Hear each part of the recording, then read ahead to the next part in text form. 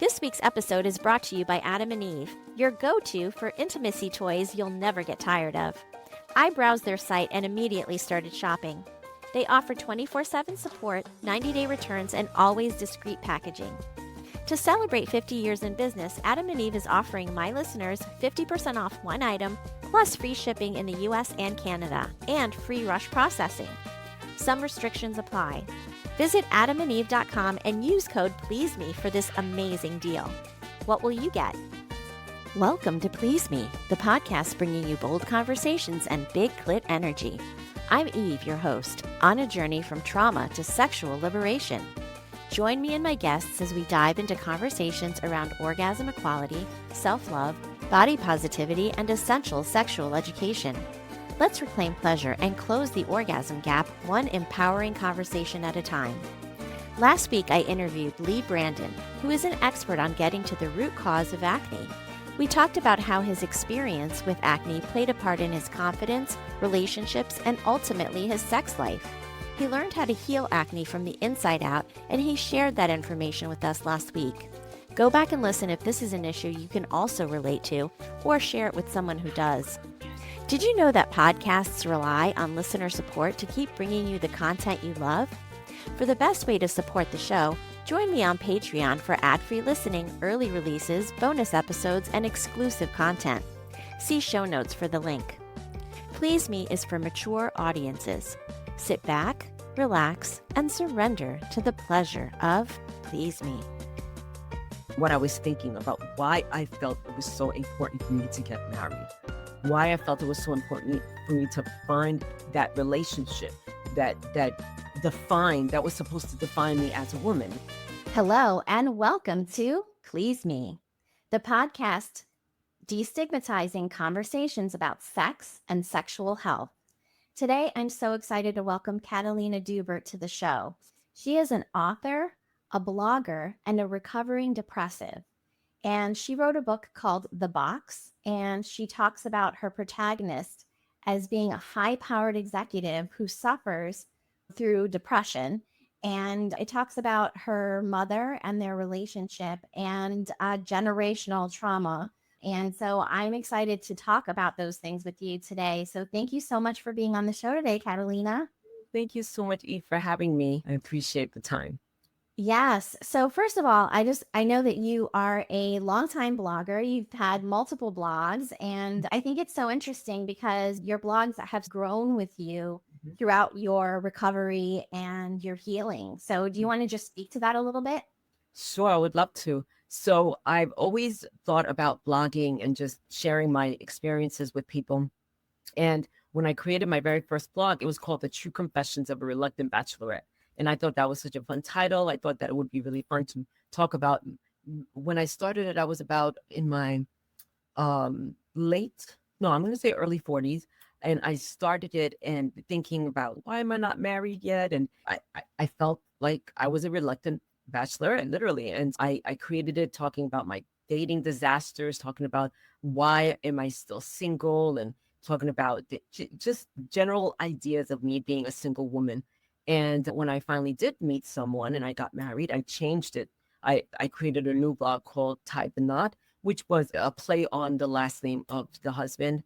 And I decided that I would just write about the fun aspects of our relationship. But that died down very quickly.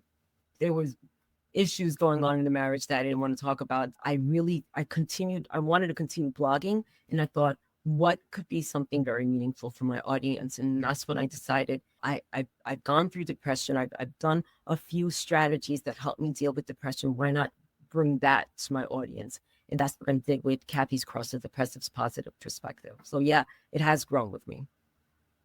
That's amazing. And I can relate to that because this podcast journey, although it's only been about a year and a little bit, has really sent me on a self-healing journey that I actually was not expecting at all. And so I can guess that blogging is very similar in that it's very cathartic. You're talking about yourself constantly and using yourself as an example of the things that you're going through as a woman, as a person who's married, and then when you were reluctantly a bachelorette. And I can relate to that too, because I got married very late in life. and had kids very late in life. And my kids are young, where most people my age might already have grandkids. And so it's been an interesting journey. But the societal norms that put so much pressure on us women to say that marriage is like the pinnacle of success of a woman, right? I Yes. I just want to shoot that down because we are so much more than a wife and a bride. And so do you want to just speak to that? Almost definitely. It's funny. I did feel the pressure from society. Thank goodness my parents never put any pressure on my sister or myself. And they were always just in support of just us being us, we are. And but I did put the pressure on myself because I felt it from society. And I always felt like I was lonely and I needed someone to make me feel happy, right? Because this is coming from somebody who's depressed and I don't have that significant other in my life. And if I had that significant other, then my life would be happy.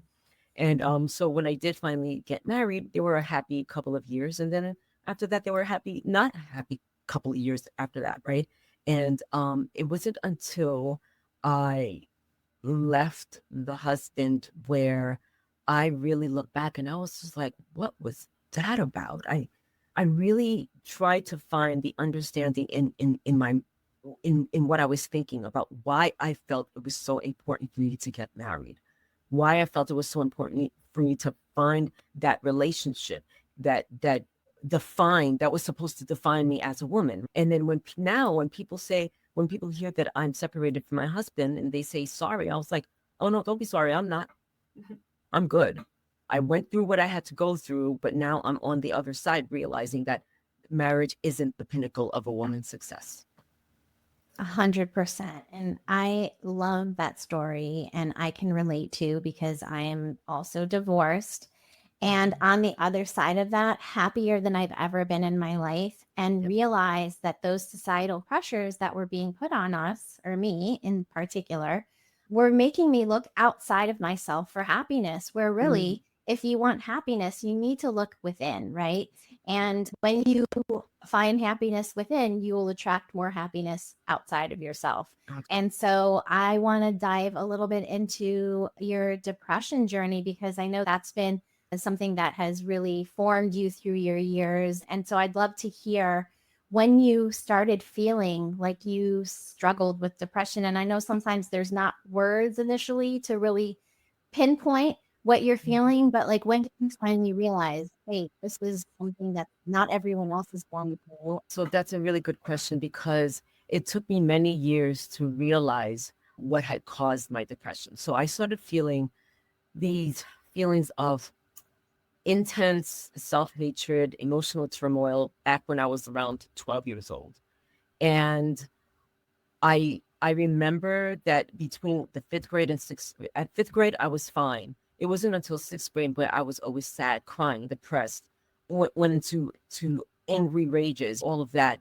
And a few years ago, only a few years ago, I realized the connection between an incident that happened when I was 12 years old and my feeling like this intense hatred for myself. And it was the summer before I went into the sixth grade, and I was playing hide and seek with a group of kids all around, probably preteen, and it was in the dark. It was summertime, so it was probably like 9 o'clock at night in the dark, and a boy that I did not know somehow got me into the bushes with him, and he was touching me inappropriately.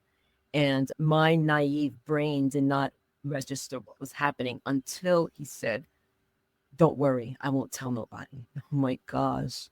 My heart leaped into my throat and I ran away as fast as I could. But later that night, when all the kids got back together, I went out there and in the presence of so many people, I felt brave enough to approach him. And I did. And I started hitting him with my fists, hitting him on his back. Don't you ever do that to me again. Don't you ever do that to me again. And he and his friends ran away. Like I said, I didn't even know the boy. I didn't know his name or anything like that. But I remember everybody got a kick out of it. They laughed about it, whatever, because we were all kids. We didn't know how to handle something like that.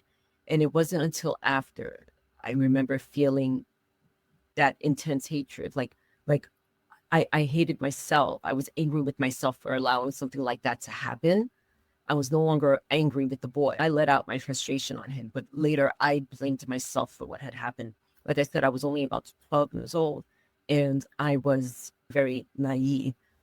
But but for some reason I couldn't let it go. And it really hurt me to the point where I started not trusting my own decisions.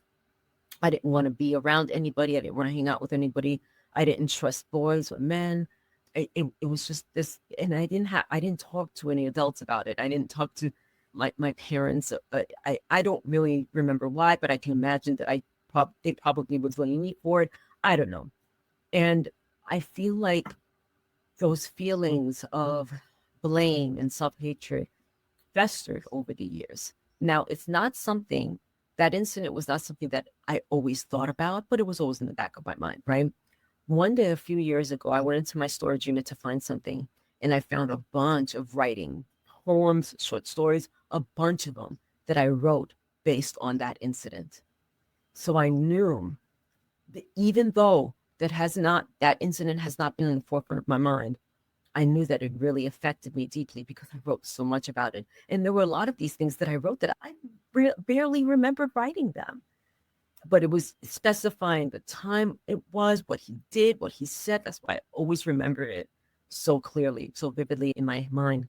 And so it took years of therapy, self-reflection, all of that to recall what had happened, not to recall, to make the connection between what had happened and my feelings of depression and why my long-standing, I don't know what to call it, complicated relationship with men was all about. And it goes really deep. And I started to understand myself a little bit more.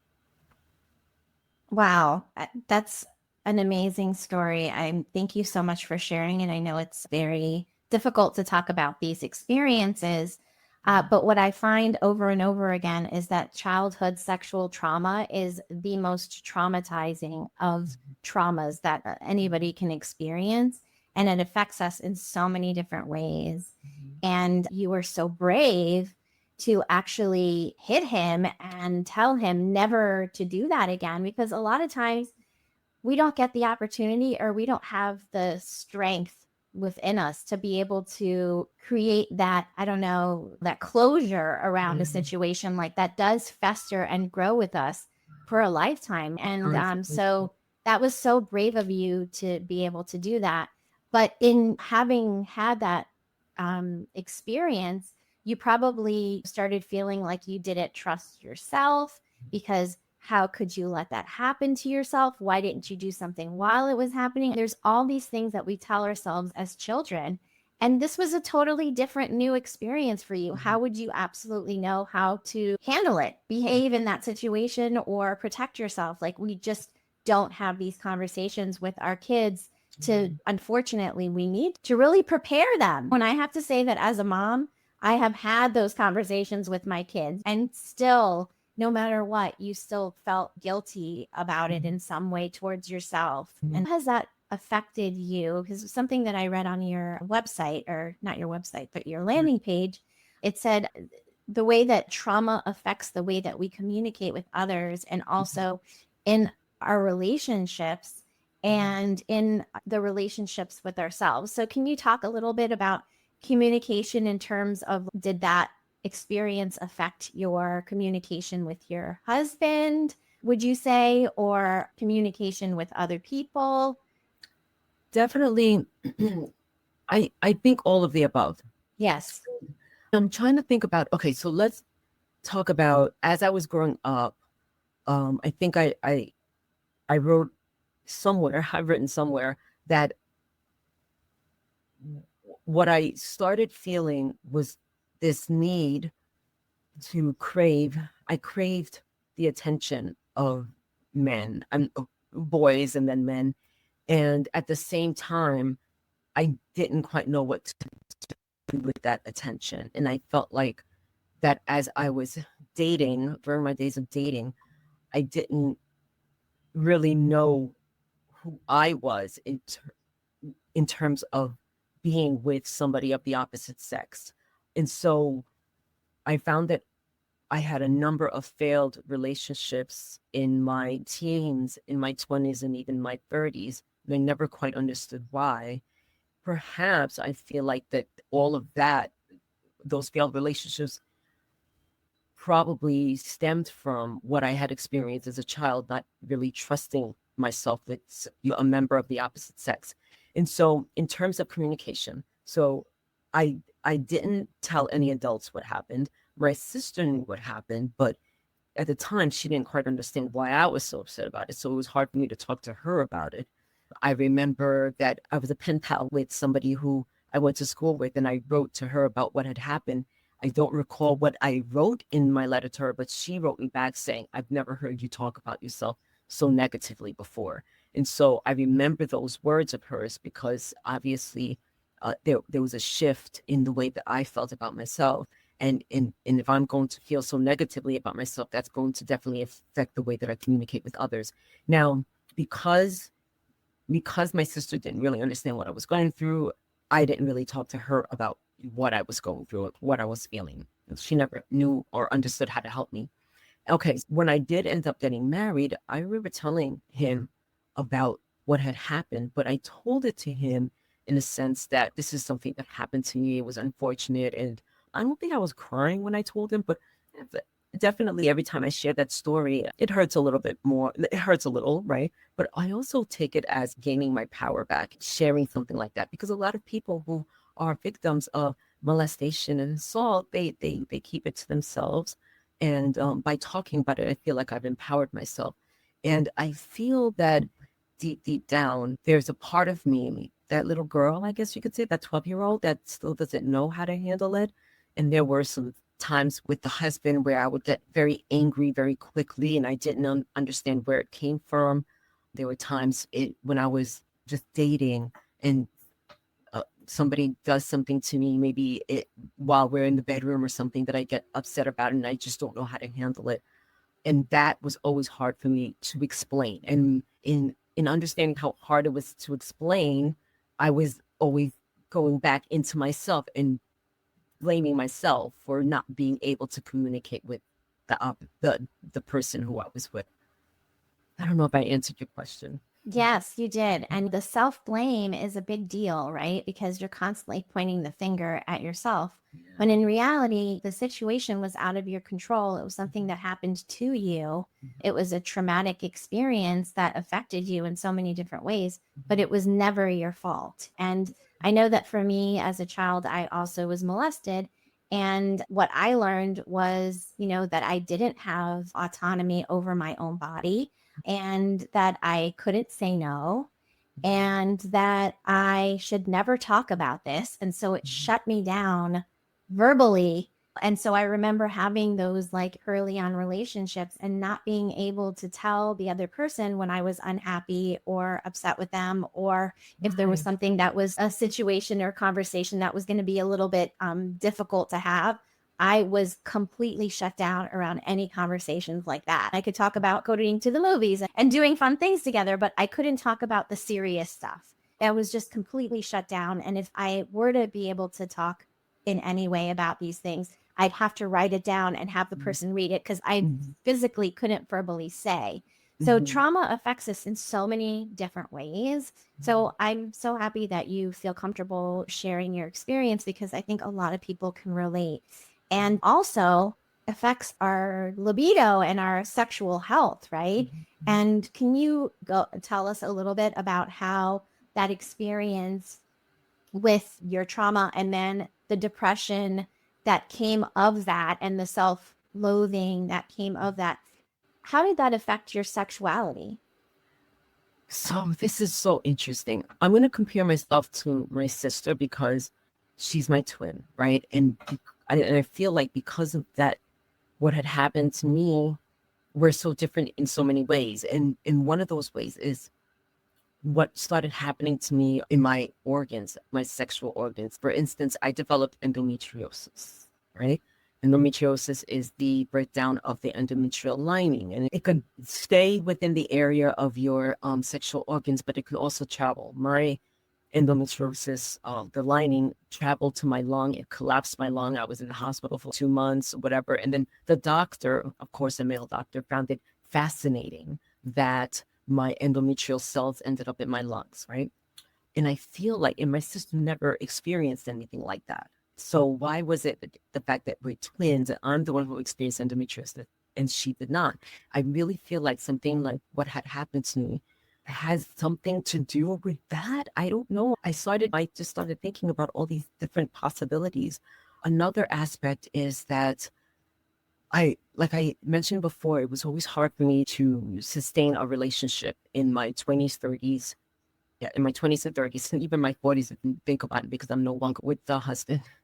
And I always felt lonely. I always felt that need for that physical touch from a man. I always wanted to have sex, and I didn't have that ability to, not ability, but I didn't have that opportunity to because I didn't have a steady boyfriend and I didn't want to be, and I didn't know who to, it was just, it was just all these complicated feelings, right? I was lonely. I wanted that physical touch, but I didn't have a boyfriend. And anytime I met somebody or I got drunk or something, then all bets were off the table and I would go home with someone. Or if I just met somebody, I would sleep with them that first night. And it wasn't like me to do that, but it became like me to do that. And gosh,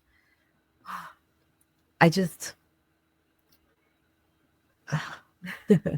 I don't really talk about this a lot, but when I was working at a company where we would go out for drinks all the time, and it was understood that I'd get drunk and I'd start flirting with somebody and probably go home with him, and I think back to those times and I'm so embarrassed, but I think that a part of me was trying to get away from that, I guess, that bruised child, that child who was afraid to be with a boy.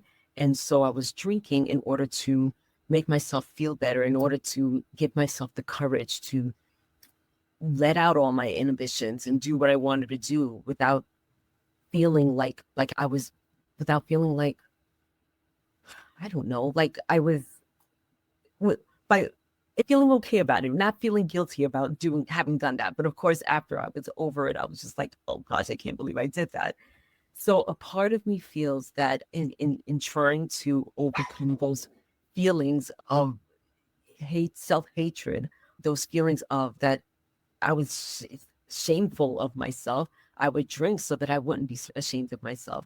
And even when I was with the husband, and there were so many things, microaggressions, things that he'd say to me, things that he'd do that were so inappropriate, so wrong. If you wouldn't do that to somebody that you love, yelling at me for things that we both, mistakes that we both could have made, and making me feel like a child. And I allowed these things to happen. And I'm thinking, like, why would you allow these things to happen? You know what was going on. Why didn't you say something? And I feel that all of that goes back to that scared child when I was 12 years old, and not being able to see what was happening while it was happening. Because after I saw what was happening, of course, I eventually left my husband. That was me banging, hitting that guy, realizing what had happened. And then after that, that self-blame, after that happened when I was 12 years old. Now I keep thinking, how did you let that happen? How did you get married to this person that where there were signs even before you got married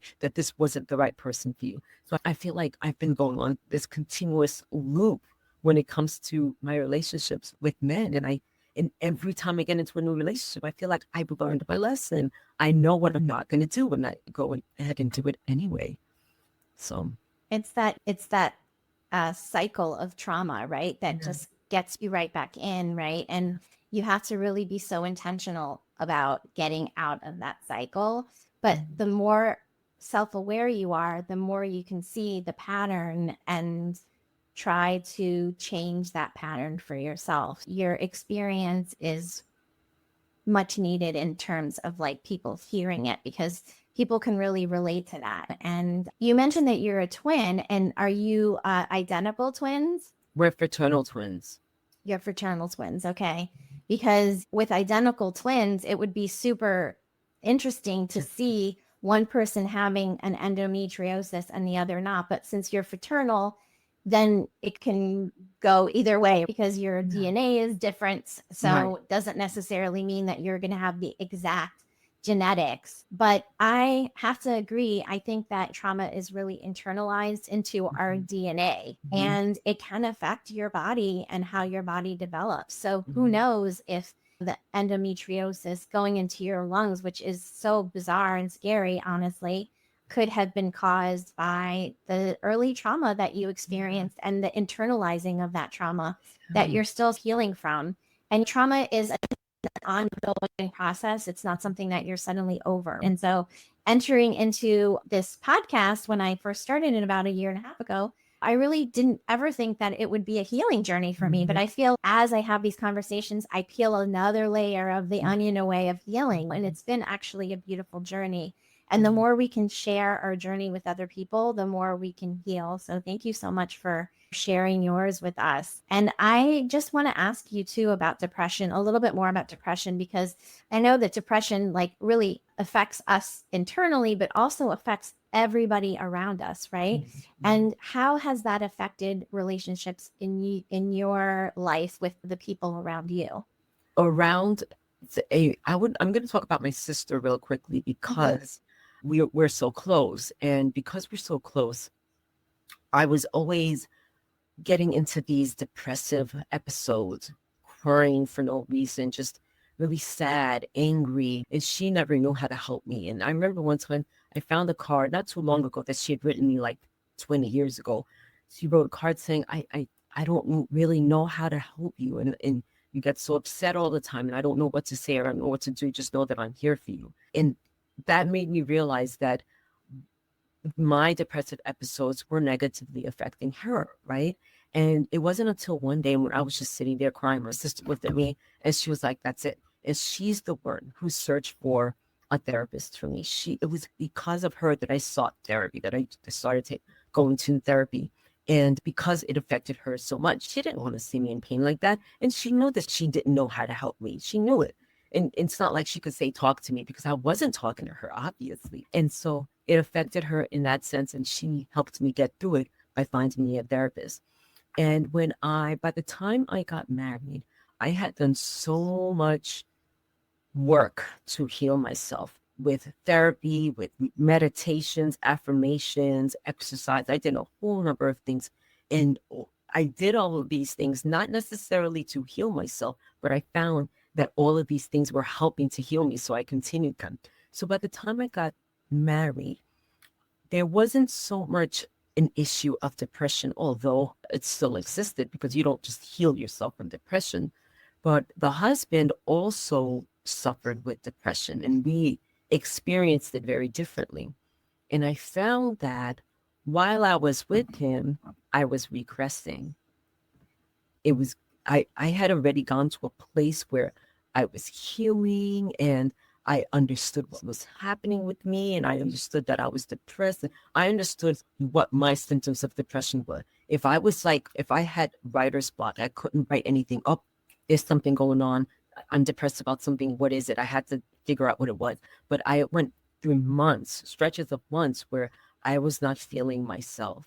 And I had to really take a closer look at that. And I realized that it was my relationship with the husband that was bringing me down. And it was just, again, like things that were not right between us because I was afraid to talk to him at times about how I was feeling. And I realized that fear came from his previous reaction, whenever I would tell him about how I was feeling. I realized that I kept a lot of things from him because of that fear that he would react in a way that would not make me feel very good. So I kept it to myself. If I was feeling low about the thing, I kept it to myself and I would talk to my sister instead. But I realized that our relationship was disintegrating. And because it was disintegrating, I wasn't able to talk to him and it was making me feel even more depressed. So that's when I knew that I had to get out of that relationship. So that's how it has affected myself and my relationship. And even and people at work had no idea because I kept it hidden.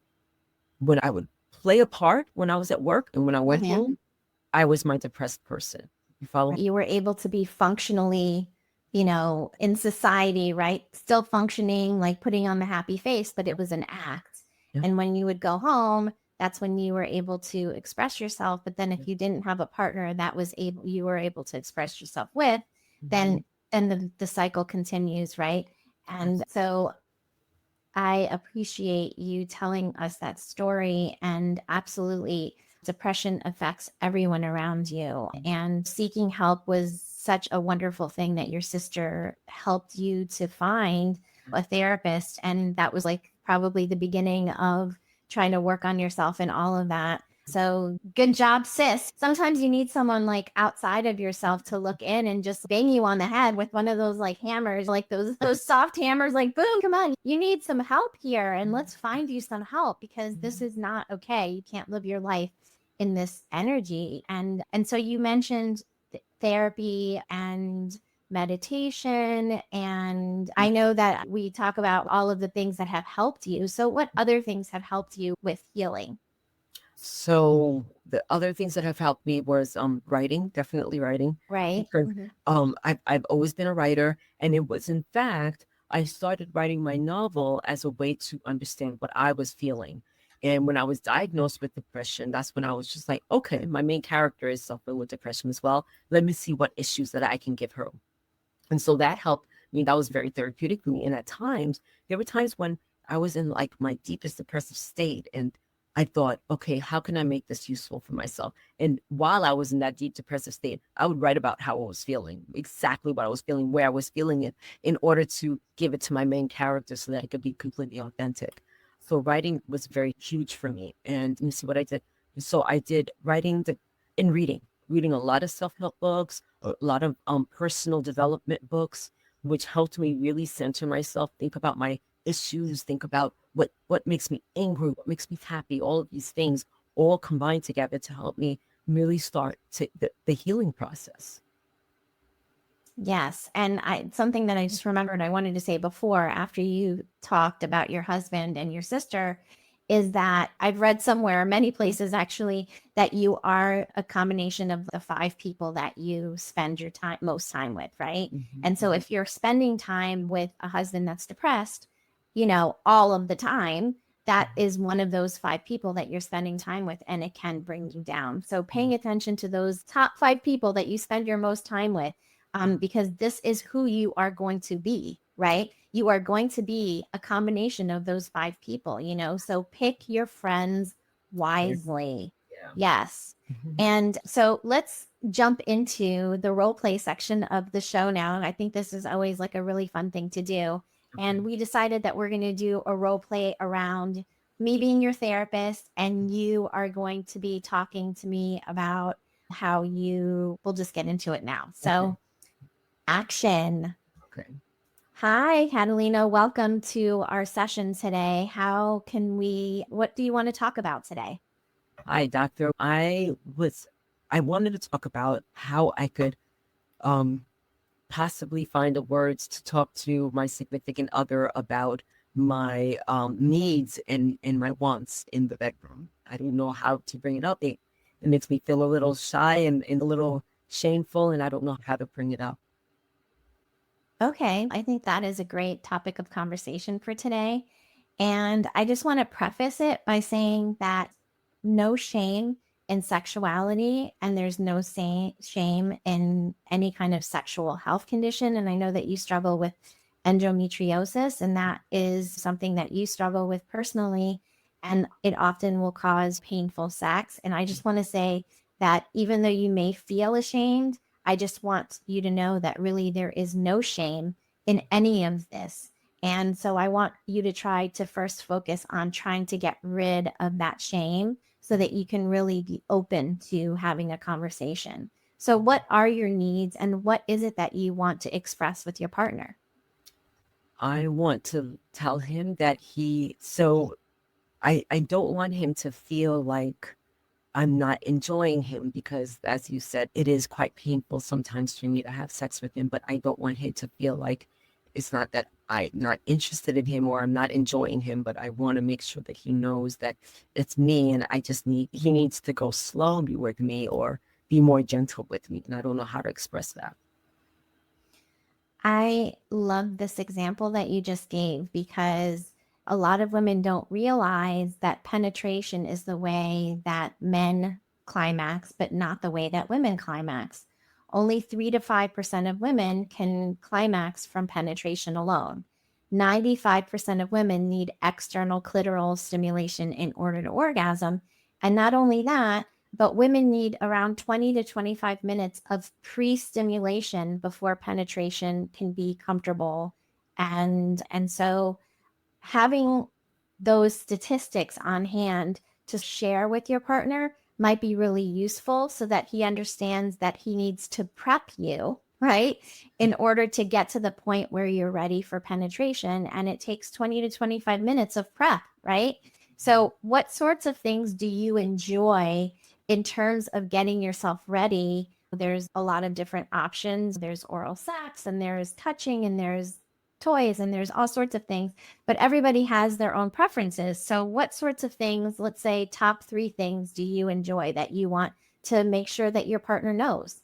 Definitely oral sex. I like some kissing on the neck. I like that, and just the gentle touching, and that gentle touching. I don't know. For me, it translates to you caring about me and just wanting to be with me. That's how I feel.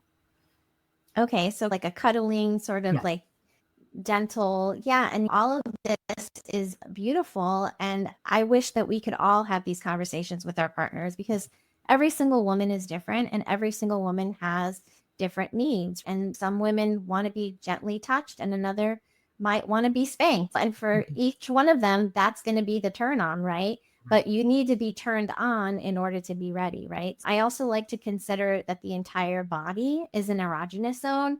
And you mentioned the neck. It's not always just the genitals, right? Your neck can be an erogenous zone. Your back can be an erogenous zone. The top of your head, your feet, whatever it may be for you. Translating that information to the bedroom is so important. And in order to do that, you need to be able to say the words, right? You need to be able to talk to your partner. So I love that you have these top 3. And can I ask, do you mind if I ask, are these things that your partner is doing for you already, or are they lacking at this point? they're lacking. Okay. And so are we like speeding ahead to the penetration part and skipping over all of the stuff that a woman needs? Yes, yes. And sometimes if he does do it, it doesn't do it to the way that I like it. And I don't know how to tell him that, no, you're doing it wrong. Yeah. And we're so, tiptoeing around these conversations because we never want to harm our partner's egos, right? But Mhm. what we're doing is actually harming ourselves by not having the conversation. Yeah. So maybe picking a time when you can have a conversation around your sensuality outside of the bedroom, maybe addressing it in a really playful way. Hey, I was reading this book and it really got me interested in maybe exploring sensual touch. Would that be something that you would be open to? Approaching it in a playful way as opposed to a way that is criticizing. Right, right. Oh, those are some really good ideas. Okay. And end scene. We could go on and on. It's not a therapy session, but it is something that I do intimacy coaching. I'm Hmm. not a social worker. I'm a physical therapist. I also treat conditions of the pelvic floor and sexual health conditions. So often these conversations do come up when I'm treating my patients for like physical sexual health conditions. And I love helping people in all arenas. And so I appreciate that. That was really fun. And yeah, that was fun. And do you feel like you got a little bit out of what you could do in order to move forward with the conversation? Yeah, I did. I don't know why I'm not the only person, the only woman who's ever felt like uncomfortable talking to her significant other that way, but I don't know. I don't know. It was always something, just, yeah, something that was very uncomfortable for me. But so Of that was good. course. Of Hmm. course, because you're unhappy in your sexual health arena and you want Yes. your partner to make some changes to make yourself more happy. But how do you go about having these conversations? And so that's why I think having these role plays is such great modeling for people so that they can see, oh, I can say that. I can say, Yes. I want to explore sensually. Why not go to a store or get on Amazon and pick out some fun toys, feathers, and whatever, sensual play. And just like exploring sensuality with your partner so that you can be playful and see what you like and don't like. So I love that example, and that was a lot of fun. Yeah. Okay. I want to make sure that my listeners can find you. So where can we find you? So I'm mostly on Instagram, and my handle is Cathelina Duvert. And I am also on LinkedIn, not as much, but I am on LinkedIn, and I will be having my own website soon. Okay, so be on the lookout for that. And I'm sure on Instagram, you'll announce when you have your new website. So check her out on Instagram and follow her there. And I want to make sure that you guys can also find me. I am on pleaseme.online. And all of my shows are there, my webinars. I have an amazing store of sex toys, lubes, and more. And if you loved this episode as much as I loved talking to Cathelina, please grab your phone right now and copy the link and send it to a friend or somebody that you think would really benefit from this conversation, because we all are going through lots of different things. And I know that a lot of people can relate to this episode. So please share it. And with that being said, I'm going to say goodbye, Cathelina, and thank you so much for being on the show today. Thank you so much for having me. I really appreciate that. It was fun. Until next time, for ad-free listening, exclusive bonus episodes, Eve's library of archived webinars, and early access to new releases of Please Me, become a monthly supporter on Patreon. Simply open the Patreon app on your phone, search for Please Me, and subscribe today for premium content and more. Cheers to finding your pleasure and big clit energy.